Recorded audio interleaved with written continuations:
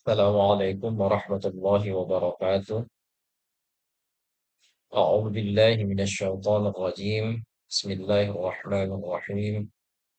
الحمد لله رب العالمين، والصلاة والسلام على أشرف الأنبياء والمرسلين وعلى آله وأصحابه المنتجبين الميامين. أما بعد. Ikhwan dan akhwat yang kami cintai, pada pertemuan eh, ke-11 ini kita masih membicarakan tentang ayat-ayat yang berkaitan dengan Allah Subhanahu wa taala, baik yang membahas tentang keesaannya, sifat-sifatnya, maupun yang berkaitan dengan eh, keberadaannya.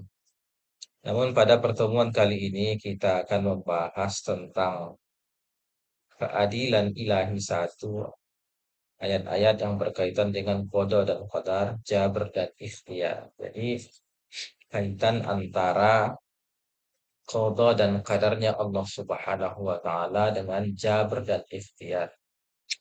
Apakah ketetapan-ketetapan Allah ataupun eh, aturan-aturan yang ditetapkan oleh Allah Subhanahu wa taala akan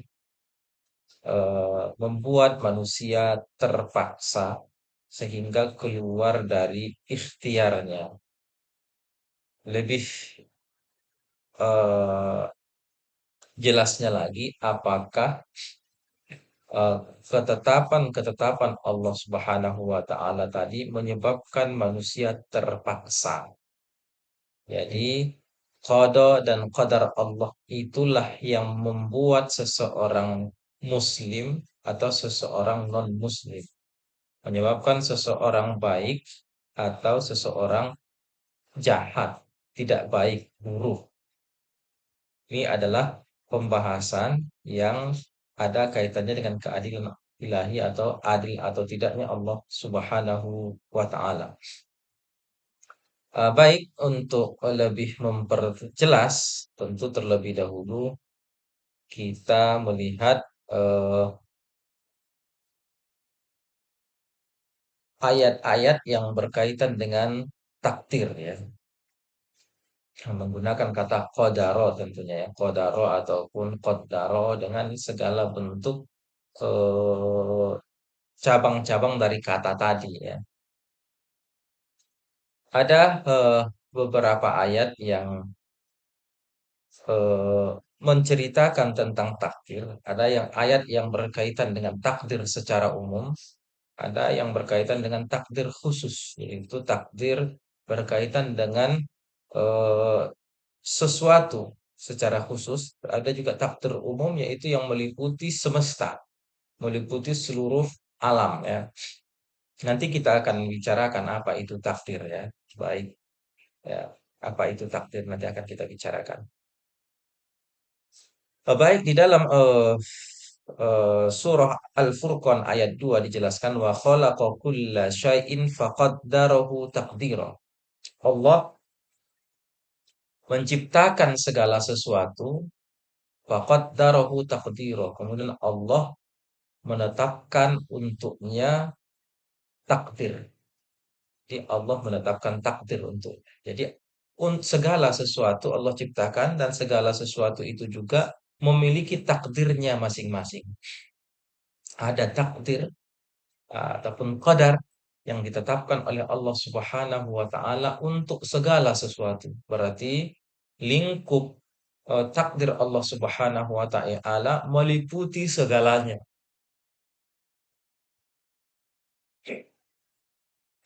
Ayat berikutnya surah Al-Qamar ayat 49, inna kulla syai'in khalaqnahu biqadar. Sesungguhnya segala sesuatu itu kami ciptakan dengan qadar, ukuran.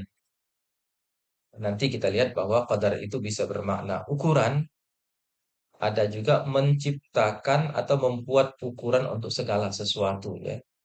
Jadi bisa bermakna ukuran sanjesh kalau ya, buat timbangan ya, atau ya ukuran tepatnya. Kemudian ada juga dengan makna menetapkan ukuran.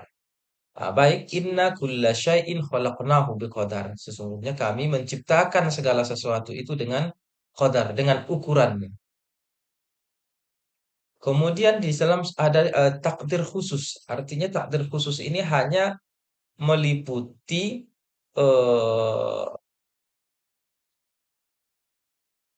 hal-hal tertentu, meliputi benda-benda tertentu atau oknum-oknum tertentu, orang-orang tertentu. Yang dalam hal ini di sini ada matahari, ya kita lihat wasyamsu tajri li mustaqarril laha, dan matahari itu eh, berputar eh, pada porosnya. Dzalika taqdirul azizil alim, itu adalah takdir dari al-aziz al-alim, itu adalah ketetapan dari al-aziz al-alim, yang maha perkasa lagi yang maha mengetahui. Jadi takdir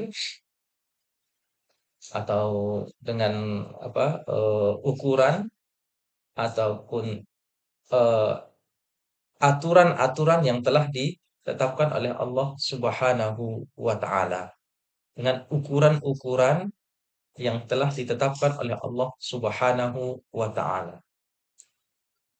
Ada juga di dalam surah Yasin yang masih di dalam surah Yasin ayat 39, ini tentang, kalau tadi matahari, ini tentang bulan. Wal qamaru qaddarnahu manazil.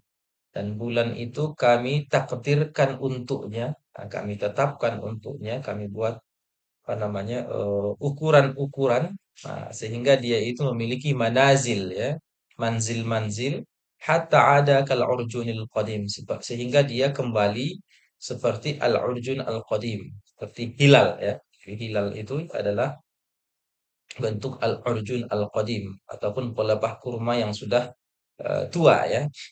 Kemudian summa Jikta ala qadari ya Musa. Ini surah Toha ayat 40, bercerita tentang Nabiullah Musa alaihi salam. Ah, Kemudian engkau datang ala qadari ya Musa, sesuai dengan qadar wahai Musa. Jadi ini adalah kisah Nabi Musa alaihi salam, di mana ketika beliau bertemu dengan Allah Subhanahu wa taala di sewaktu kembali menuju Mesir dari Madian, setelah lakukan perjalanan pelarian pertama dari Mesir dengan terpaksa, lari dari Mesir dengan terpaksa, kemudian berangkat ke Madian, kemudian duduk di bawah pohon melihat kemudian kerumunan manusia yang apa sedang mengambil air untuk minuman binatang ternaknya. Selanjutnya eh, melihat putri dari Nabi Syuaib yang butuh bantuan untuk mengambil air, kemudian diambilkan oleh Nabi Musa. Kemudian Nabi Musa kembali beristirahat, dipanggil oleh ini salah seorang dari putri Nabi Syuaib ke rumah dengan tentu perintah ayahnya, kemudian menikah dengan salah satu putri tadi, kemudian melakukan pengembalaan ataupun eh, beternak eh, kambing, sampai kemudian mendapatkan pendidikan, mendapatkan eh, ajaran-ajaran, wejangan-wejangan dari Nabi Syuaib, kemudian sehingga membuat beliau eh, layak untuk mendapatkan kenabian, dan begitu juga risalah. Setelah itu ada perintah kembali untuk kembali ke Mesir. Kembalinya ke Mesir, di tengah perjalanan terjadi Nabi Musa melihat apa? cahaya, kemudian Nabi Musa menemui cahaya tersebut yang kemudian ternyata itu adalah disebutkan sebagai Allah Subhanahu wa taala, bukan cahaya itu tentunya bukan Allah Subhanahu wa taala, tapi eee, adalah cahaya yang diciptakan oleh Allah Subhanahu wa taala yang kemudian di sanalah terjadi perbincangan antara Nabi Musa dengan Allah Subhanahu wa taala. Di sana dikatakan tsumma ji'ta ala qadari ya Musa. Kemudian engkau datang wahai Musa sesuai dengan qadar. Jadi semua peristiwa ini sudah disetting ya. Jadi takdir ataupun qadar ini kita buat settingan ya. Jadi ini semua sudah ada settingannya. Jadi ini bukan secara kebetulan, tidak. Ini sudah direncanakan. Jadi perencanaannya ya. Ini sudah direncanakan oleh Allah Subhanahu wa taala. Jadi ada perbuatan di sana perbuatan ikhtiari Nabi Musa, ada juga perbuatan-perbuatan yang keluar dari ikhtiar Nabi Musa. Di banyak ya, seperti larinya dari Mesir itu kan tanpa pilihan dari Nabi Allah Musa. Jadi itu adalah terpaksa untuk menyelamatkan diri. Atau misalnya eh, melihat anak-anak apa Nabi Syuaib yang ini adalah tidak awalnya bukan ikhtiar dari Nabi Musa, tapi ini adalah berbagai bentuk peristiwa yang kemudian atur oleh Allah Subhanahu wa taala beberapa mukaddimah ataupun pendahuluan-pendahuluan sehingga menciptakan satu kondisi di mana Nabi Musa harus memilih ya, memilih misalnya kawin dengan salah seorang putri Nabi Syuaib, tinggal di rumahnya Nabi Syuaib dengan pilihan-pilihan yang kemudian semuanya ini nanti menyebabkan Nabi Musa sampai pada peristiwa ini ya, tsumma ji'ta ala qadari ya Musa. Jadi ini semua adalah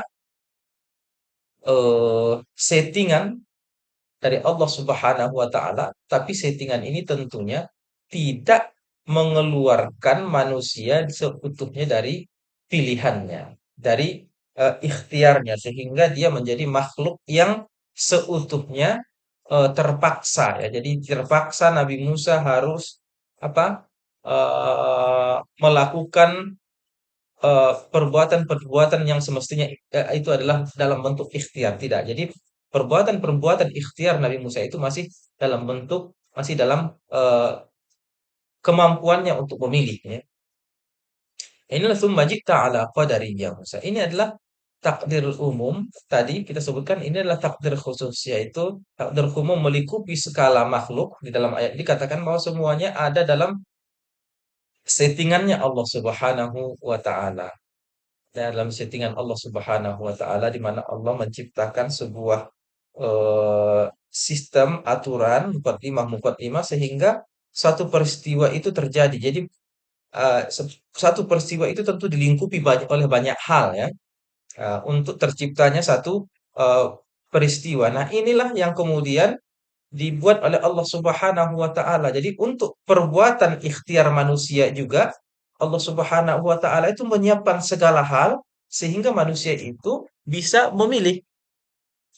Jadi manusia itu ditakdirkan untuk memilih. Jadi ada mukaddimah-mukaddimah ataupun pendahuluan-pendahuluan yang kemudian diciptakan oleh Allah Subhanahu wa taala sehingga terciptalah perbuatan ikhtiar manusia. Jadi kalau manusia ini diciptakan sebagaimana malaikat, maka malaikat itu bukan makhluk yang kemudian memilih secara ini lagi ya. Nah, jadi beda antara manusia dengan malaikat. Kalau malaikat misalnya ikhtiarnya itu hanyalah ikhtiar yang sifatnya sudah stagnan, yang sudah ada pada tahap yang apa, yang jelas, manusia tidak. Dia bisa baik ininya sebaik-baiknya, bisa juga buruk seburuk-buruknya. Jadi dia memiliki ikhtiar yang sangat-sangat luas ya. Sedangkan kalau malaikat ini ya dia sudah ditetapkan ya, ada pada posisi yang jelas ya, sudah ada pada posisi yang jelas. Nah, apakah dia ini punya ikhtiar atau tidak pun barangkali ini masih pembahasan ya. Nah, jadi dia memang sudah ada pada tahap itu. tidak mungkin keluar dari sana ya. Jadi sedemikian rupa Allah ciptakan, Allah setting keadaannya malaikat itu sehingga dia seperti itu. Nah, manusia ini juga sedemikian rupa Allah Subhanahu wa taala ciptakan sehingga dia bisa untuk memilih, punya situasi dan kondisi yang disiapkan oleh Allah Subhanahu wa taala, yang ditakdirkan oleh Allah Subhanahu wa taala sehingga manusia itu memilih. Nah, jadi ini adalah takdir ya, takdir umum dan takdir khusus. Baik, kita berangkat ke pembahasan berikutnya, pembagian takdir. Nah, jadi takdir sebagaimana kita sebutkan tadi maknanya itu bisa makna ukuran, bisa juga dengan makna menetapkan ukuran. Jadi ukuran ataupun menetapkan makna ukuran. Atau tepatnya kita bagi takdir itu kepada takdir ilmi dan takdir aini. Apa itu takdir ilmi?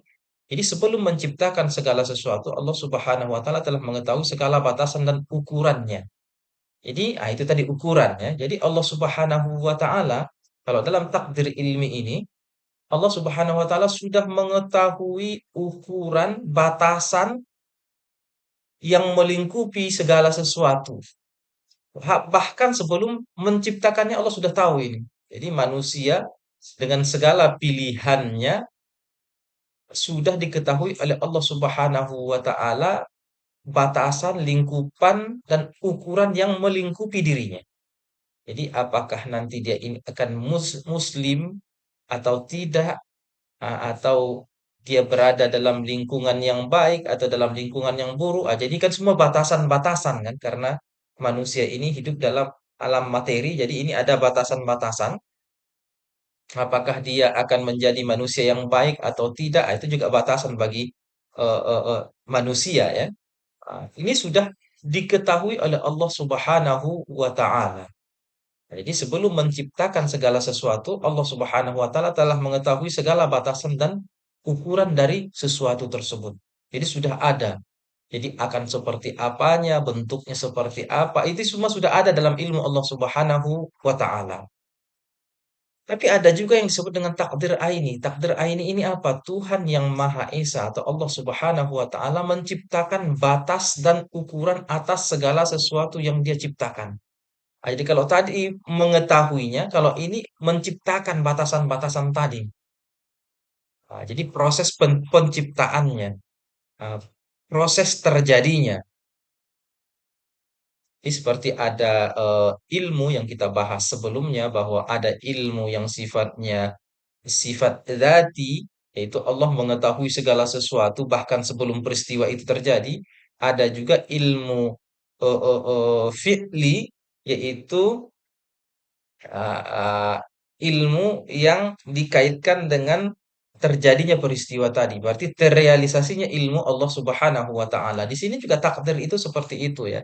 Jadi ada takdir ilmi yaitu di mana Allah mengetahui ukuran, batasan segala sesuatu. Kemudian ini adalah tahap realisasi. Takdir ini yaitu Allah Subhanahu wa taala menciptakan batas dan ukuran atas segala sesuatu yang Dia ciptakan.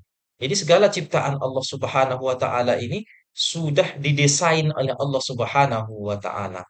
Nah, jadi salah satu desainnya itu adalah manusia ini memilih gitu. Jadi salah satu desainnya itu adalah manusia memilih. Jadi untuk bisa memilih ini Allah Subhanahu wa taala sudah mendesain sedemikian rupa kondisi-kondisi yang ada di dalam lingkungannya. Jadi untuk tercipta satu peristiwa atau suatu perbuatan ini tentu butuh banyak hal kan, butuh banyak eh, persiapan-persiapan. Nah, ada persiapan yang paling dekat, ada persiapan yang paling jauh.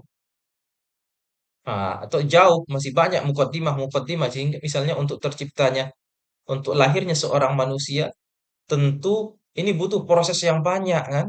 Proses yang banyak, ada misalnya makanannya seperti apa, bapaknya perlu eh, dewasa dulu, perlu punya pasangan ini untuk ketemu pasangan. Ini kan harus disiapkan semua, harus disetting oleh Allah Subhanahu wa taala. Yang satu misalnya di mana bapaknya, ibunya orang mana, gimana ini bisa ketemu, kemudian melakukan pernikahan, kemudian mempunyai keturunan. Ini tentu perlu mukaddimah ataupun pendahuluan-pendahuluan sehingga bapak dan ibu seorang manusia yang akan lahir tadi ini bisa tercipta. Jadi butuh proses banyak. Nah, ini semua ada dalam takdir aini. Allah lah yang menciptakan batasan dan ukuran-ukuran tadi. Jadi bagaimana ini tercipta? Ini ada dalam takdirnya Allah Subhanahu wa taala disebut takdir aini. Kalau tadi adalah takdir ilmi yaitu Allah mengetahui bagaimana ini semua prosesnya, dalam takdir aini ini Allah Subhanahu wa taala membuat ya semua yang melingkupi satu peristiwa tadi. Ukuran dan batas sesuatu di dunia ini ditentukan oleh hal lain. Jadi satu peristiwa ini untuk terjadi itu ditentukan oleh apa yang ada di sekelilingnya ya. Setiap kejadian disertai dan didahului oleh kejadian lain yang membentuk dan menentukan batas kejadian tersebut. Jadi kenapa harus terjadi di sini? Itu tentu ada. Kenapa harus terjadi di titik ini misalnya kecelakaan kan? Ini kan butuh proses yang panjang kan? Misalnya harus ada lubang di sana sehingga lubang tadi ditabrak mobilnya misalnya atau sepeda motornya terbalik. Ini kan butuh proses. Misalnya kenapa jalan ini rusak adalah misalnya orang aspalnya yang kurang baik, kemudian adanya misalnya eh, curah hujan yang tinggi. Ini kan segala macam untuk tercipta apa lingkungan atau lingkup yang menyebabkan seseorang kecelakaan misalnya. Yang ini adalah bukan fiil ikhtiari tentunya. Tapi di sana ada fiil ikhtiari yang banyak yang menyertainya juga. Nah, seperti pilihan manusia tadi misalnya orang yang korupsi dalam membuat aspal tadi misalnya itu adalah fiil ikhtiari. Tapi di lingkupnya itu ada juga banyak hal juga yang fiil-fiil yang bukan perbuatan-perbuatan ikhtiari, pilihan. Dia adalah eh, tercipta tanpa adanya pilihan-pilihan manusia di sana. Ah, seperti turunnya curah hujan yang tinggi misalnya, ini keluar dari ikhtiar manusia. Atau letak apa tadi kecelakaan tadi. Ini juga sudah keluar dari kekuasaan manusia untuk memilih. Ini adalah ketetapan Allah Subhanahu wa taala semata ya, bukan keluar dari ikhtiar manusia. Jadi ini ya, jadi takdir ilmi yaitu sebelum menciptakan segala sesuatu, Allah Subhanahu wa taala telah mengetahui segala batasan dan ukuran sesuatu tersebut. Kemudian takdir ini adalah prosesnya tadi ya, realisasinya tadi ya, realisasinya. Realisasi dari eh, takdir ilmi tadi. Catatan tentang takdir ya. Takdir ini pada dasarnya adalah merealisasikan ilat-ilat yang belum sempurna atau ilat naqisah ya. Uh, jadi takdir ini pada dasarnya adalah merealisasikan ilat-ilat yang belum sempurna, ilat-ilat naqisah yaitu pendahuluan-pendahuluan yang menyebabkan suatu peristiwa itu terjadi, tapi belum ilat aslinya yaitu kehendak Allah, ketetapan Allah Subhanahu wa taala yang disebut dengan qada nantinya ya. Qadanya itu adalah ketetapan akhirnya tadi ya, keputusannya tadi. Nah, itu adalah qadanya. Ini tidak menyediakan perbuatan-perbuatan tadi. Apakah kemudian ini ditetapkan oleh Allah Subhanahu wa taala atau tidak? Itu nanti tergantung qadanya Allah Subhanahu wa taala. Artinya menciptakan persyaratan yang menjadi dasar munculnya suatu fenomena efektif dalam menentukan batas dan ukuran objek tersebut. Jadi, takdir aini ini apa? Menciptakan prasyarat. Jadi prasyarat yang menjadi dasar munculnya suatu fenomena. Jadi syarat-syarat apa saja atau peristiwa-peristiwa apa saja yang melingkupi suatu fenomena sehingga fenomena terjadi tercipta ya. Nah, ini seperti yang kita sebutkan tadi ya. Singkatnya, ketika akal mengamati bahwa ukuran, batasan, dan ketetapan setiap makhluk diciptakan oleh makhluk lain, dan Tuhanlah yang menetapkan sistem ini. Jadi Allah Subhanahu wa taala lah yang menciptakan sistem yang seperti ini bahwa satu peristiwa itu harus dilingkupi oleh banyak peristiwa lainnya sehingga bisa tercipta ya. Maka segala sesuatu diwujudkan dalam kondisi tertentu. Jadi ada kondisi-kondisi yang menyebabkan satu peristiwa itu bisa terjadi. Jadi ini ukurannya juga Allah lah yang membuat ini. Jadi peristiwa A misalnya hanya bisa tercipta dengan kondisi yang seperti ini. Peristiwa B hanya bisa terjadi dengan kondisi yang seperti ini. Nah, kondisi yang seperti ini atau terciptanya sesuatu dalam kondisi-kondisi tertentu ini adalah takdir Allah Subhanahu wa taala.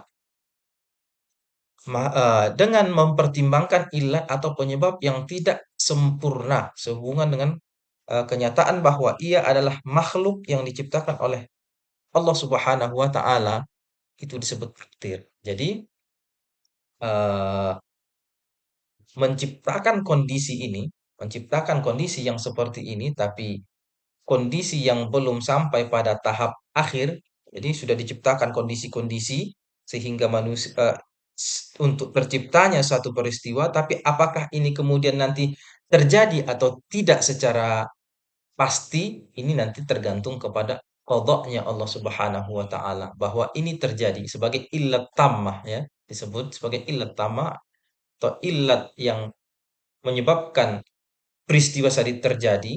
Nah, kalau Allah Subhanahu wa taala sudah memutuskan yang disebut dengan qada, maka peristiwa itu terjadi. Sedangkan takdirnya tadi adalah yaitu eh, mukaddimah-mukaddimah ataupun pengantar-pengantar yang menyebabkan menuju peristiwa ini terjadi ya. Nah, kemudian kita masuk ke pembahasan qada. Nah, ini juga ya salah satu perdebatan yang mengemuka mengenai perbuatan Allah Subhanahu wa taala adalah qada. Nah, ini berkaitan dengan fiil Allah Subhanahu wa taala juga ini ya. Berkaitan dengan fiilnya Allah Subhanahu wa taala sama dengan takdir tadi ya. Ini adalah fiilnya Allah Subhanahu wa taala. Apakah fiilnya Allah Subhanahu wa taala atau perbuatannya Allah Subhanahu wa taala itu menyebabkan keterpaksaan atau tidak kan? Kadang qada dan qadar digunakan secara sinonim. Jadi terkadang qada dan qadar itu dimaknai satu ya, dimaknai satu maksudnya. Namun dapat dikatakan bahwa tahapan qadar mendahului qada. Seperti yang kita jelaskan tadi bahwa eh, takdir ataupun qadar itu adalah peristiwa-peristiwa eh, awal yang menyebabkan suatu peristiwa itu terjadi ataupun al-illah an-naqisah. Jadi ilat-ilat yang bentuknya eh, tidak sempurna ya. Karena untuk sempurna itu perlu ilat yang lainnya itu qadanya Allah Subhanahu wa taala. Ya, ketetapan akhir dari Allah Subhanahu wa taala. Jadi ini adalah tahapan akhirnya itu ya. Nah, jadi oleh karena itu bahwa tahapan qadar mendahului qada ya. Tahapan qadar adalah tahapan pengukuran dan penyediaan sarana serta fasilitas dan situasi suatu peristiwa. Nah, jadi qadar itu adalah eee, menyiapkan sarana serta segala fasilitas serta situasi yang melingkupi satu peristiwa sehingga peristiwa tadi bisa terjadi ya. Jadi ada banyak hal. Nah, ini adalah qadarnya tadi. Sedangkan qadanya apa? Dan tahapan qada adalah tahapan akhir dan menyelesaikan pekerjaan. Jadi tahap penyelesaian. Jadi tahap penyelesaiannya tadi adalah tahap yang disebut dengan qada. Jadi Allah Subhanahu wa taala melakukannya. Innama amruhu idza qada amran innama yaqul lahu kun fayakun ya. Nanti kita akan lihat ayatnya ya, bahwa tahap akhir ini adalah tahap penyelesaian. Yaitulah yang disebut dengan tahap qada, di mana Allah Subhanahu wa taala sudah menetapkan secara pasti bahwa peristiwa ini terjadi. Tapi untuk bisa sampai pada tahap ini, yaitu adalah tugasnya qadar ya, tugasnya qadar ataupun takdir Allah Subhanahu wa taala yang kemudian menyiapkan terciptanya peristiwa tadi. Ah, ini tadi ayatnya ya yang kita sebutkan tadi bahwa wa id a'udzubillahi minasyaitonir rajim wa idza qada amran fa innama yaqulu lahu kun fayakun. Jika Allah Subhanahu wa taala sudah memutuskan, menetapkan. Jadi ini sudah tahap apa? tahap bahwa peristiwa itu sudah menemukan illah tammahnya, illat sempurnanya. Jadi kalau sempurna sudah illatnya, maka pasti terjadi kan. Wa idza qada amran fa inna ma yaqulu lahu kun fayakun. Dan apabila Allah sudah menetapkan, memutuskan satu perkara, maka sesungguhnya dia mengatakan lahu kun fayakun. Dia mengatakan kun, maka jadilah ia. Bukan berarti Allah Subhanahu wa taala mengatakan kun, begitu enggak perlu ya. Jadi ketetapan Allah itu ya itu terjadinya di situ gitu. Jadi langsung. Jadi begitu Allah memutuskan dengan qadanya maka ini terjadi. Nah, idza qada amran fa innama yaqulu lahu kun fayakun. Ada di surah Al-Baqarah ayat 117, ada di surah Ali Imran ayat 47. Kemudian ada di surah Maryam, subhanahu idza qada amran fa innama yaqulu lahu kun fayakun. Ada di surah Ghafir, fa idza qada amran fa innama yaqulu lahu kun fayakun. Nah, jadi di semua ayat ini digambarkan bahwa ketetapan Allah Subhanahu wa taala ini adalah eh, di akhir ya. Jadi setelah takdir tadi. Jadi setelah takdir yaitu sebuah peristiwa seluruh muqaddimah ataupun tahapan-tahapan yang dengan tahapan tadi suatu peristiwa tercipta ini sudah ada ditetapkan oleh Allah Subhanahu wa taala, maka kalau semua sudah ada, Allah Subhanahu wa taala menetapkan bahwa peristiwa tadi terjadi. Nah, ini adalah untuk memahami di mana tahapan qada itu adalah tahapan yang ada setelah dari. Baik pertanyaannya, yang pertanyaan yang paling penting adalah apakah qada dan qadar menyebabkan keterpaksaan manusia? Nah, ini kan menjadi pembahasan panjang ya. Intinya sebenarnya ini ya. Ini karena ini bertentangan dengan keadilan ilahi ya.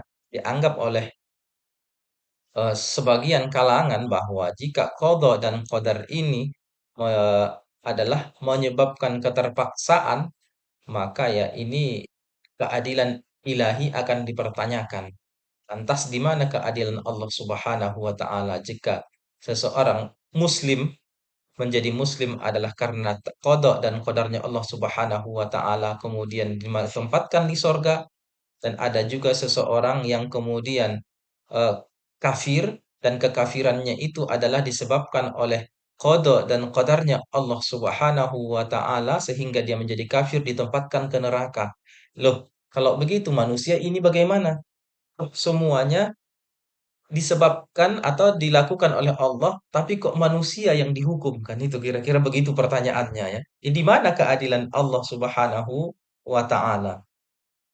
Oleh karena itu kesulitan dalam memahami ini, maka sebagian melihat terjerumus ke dalam mazhab jabar, keterpaksaan. Dia melihat ya manusia ya karena qada dan qadar Allah Subhanahu wa taala itu sifatnya umum, menyeluruh, maka ya manusia tidak ada pilihan berarti. Semuanya sesuai dengan ketentuan Allah Subhanahu wa taala tadi. Garis yang telah ditetapkan oleh Allah Subhanahu wa taala ataupun desain yang sudah direncanakan oleh Allah Subhanahu wa taala.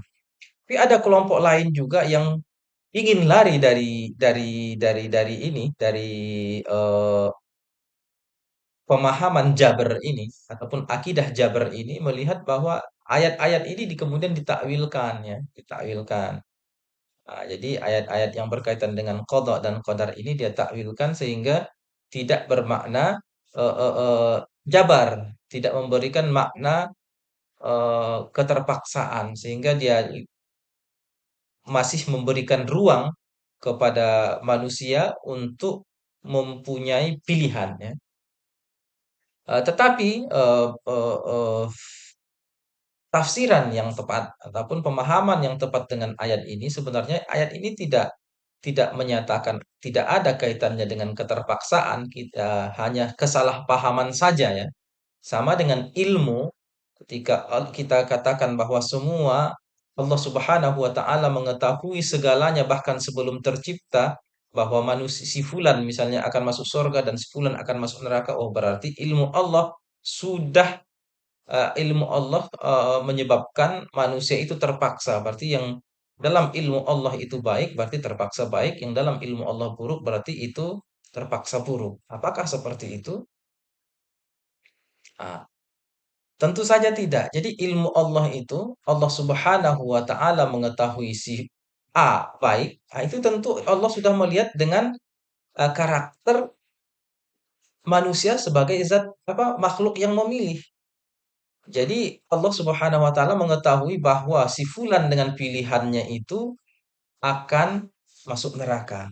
Si fulan B dengan pilihannya akan masuk sorga. Jadi dengan pilihannya, ya sama juga dengan takdir ini, Allah Subhanahu wa taala dengan pilihannya manusia mentakdirkan seperti ini, mengqadha ataupun menetapkan seperti ini.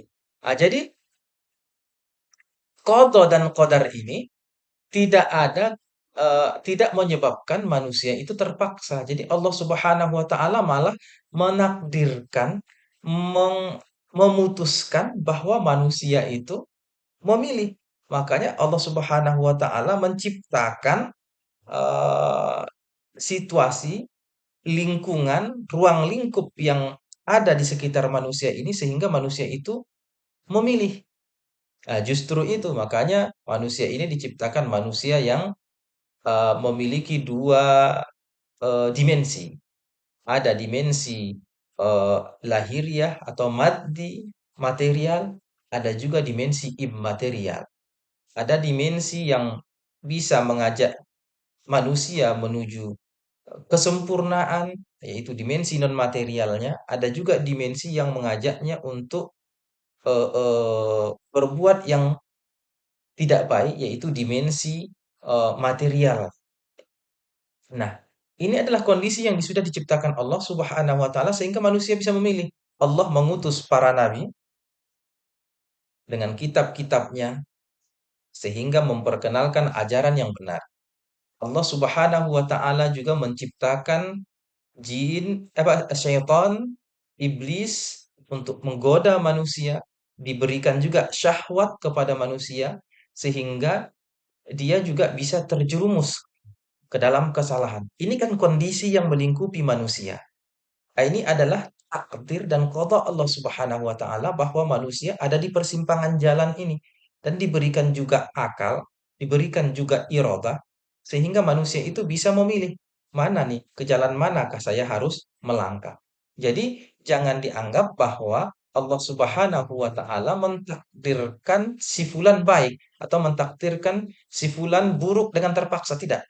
Allah Subhanahu wa taala mentakdirkan si fulan baik dengan pilihannya.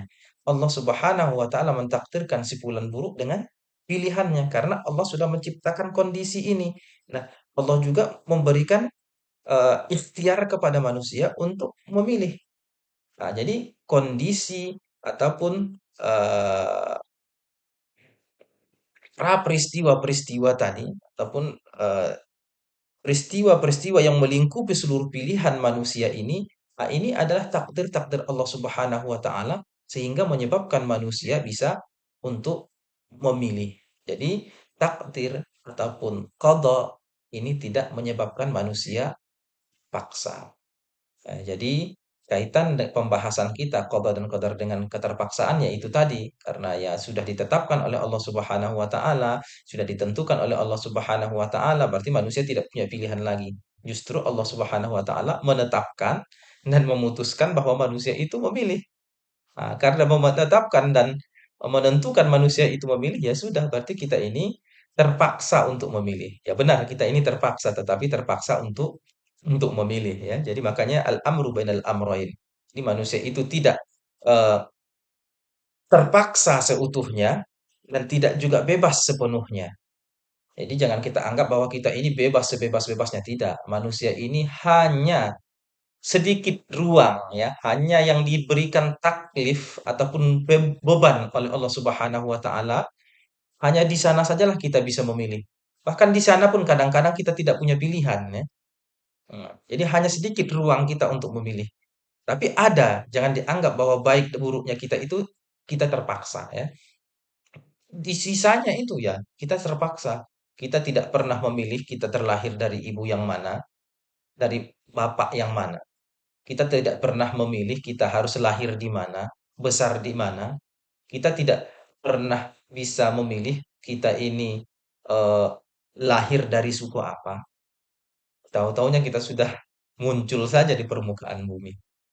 Nah, ini tidak ada pilihan. Kita tidak bisa memilih jantung kita ini harus berdetak berapa kali dalam 1 detik, 1 menit.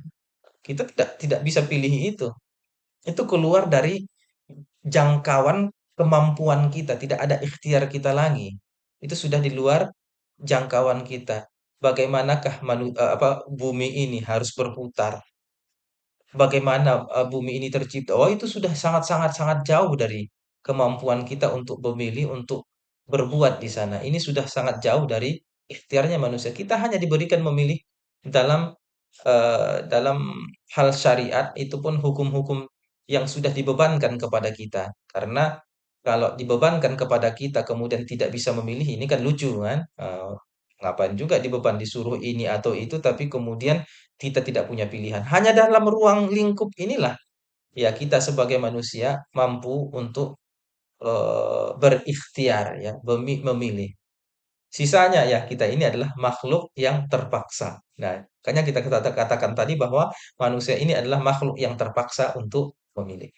Baik, untuk pertemuan kali ini kita cukupkan dulu sampai sekian.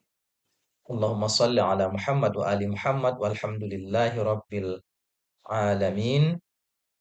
Wassalamualaikum warahmatullahi wabarakatuh.